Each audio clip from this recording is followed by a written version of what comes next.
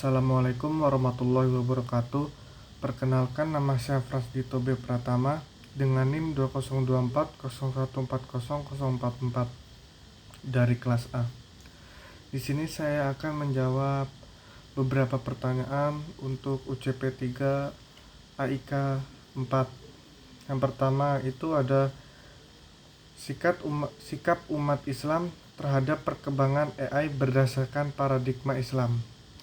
Umat Islam harus menyikapi perkembangan teknologi AI dengan prinsip berikut, yaitu ada akidah, syariah, etika, kontrol manusia. Nah, akidah itu memastikan AI tidak digunakan untuk menyebarkan syirik atau misalnya AI yang meniru sifat ketuhanan atau merusak keyakinan Islam. Terus ada yang syariah. Syariah itu AI harus sesuai dengan hukum Islam, seperti menghindari penggunaan untuk kecurangan, pornografi, atau transaksi haram. Terus ada etika.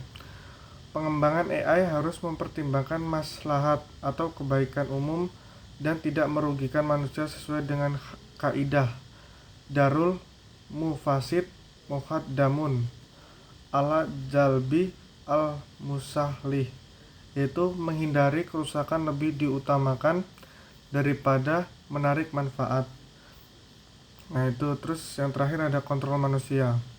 AI harus tetap di bawah kendali manusia, bukan sebaliknya, agar tidak melanggar konsep khilafah atau manusia sebagai pemimpin di bumi. Terus nomor 2 ada contoh teknologi informatika yang sesuai dan tidak sesuai dengan Al-Quran dan hadis. Terus yang itu ada sesuainya itu aplikasi Al-Quran digital yang memudahkan belajar dan menghafal Quran surat Al-Qamar ayat 17. Teknologi ini membantu ibadah tanpa distorsi nilai agama. Terus tidak sesuainya cryptocurrency berbasis riba atau spekulasi atau harar yang dilarang dalam hadis riwayat Muslim.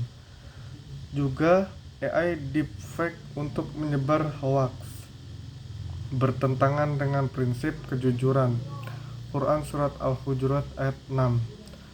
Terus yang ketiga itu nomor 3 ada analisis perilaku anak muda dan solusi Islami. Kajian akal dan qalbu. Islam mengajarkan bahwa akal untuk berpikir, Quran surat Al-Baqarah ayat 164, dan qalbu untuk menyaring hal negatif. Penggunaan teknologi hanya untuk hiburan berlebihan mematikan potensi ini. Terus solusinya itu ada edukasi. Pertama, edukasi, memahami teknologi sebagai alat dakwah dan ilmu. Misalnya kursus online berbasis Islam.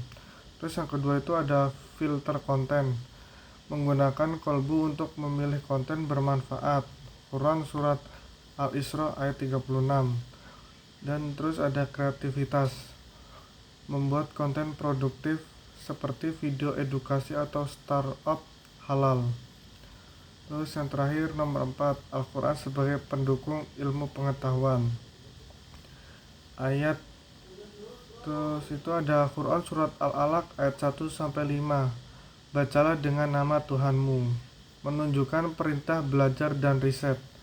Contoh ilmiah, penemuan struktur embrio oleh ilmuwan modern sesuai dengan Quran surat Al-Mu'minun ayat 12-14. Ini membuktikan Al-Quran mendorong sains yang sejalan dengan kebenaran ini. Oke, sekian jawaban dari pertanyaan untuk soal CP3 AIK 4. Saya Frasdito. Wassalamualaikum warahmatullahi wabarakatuh.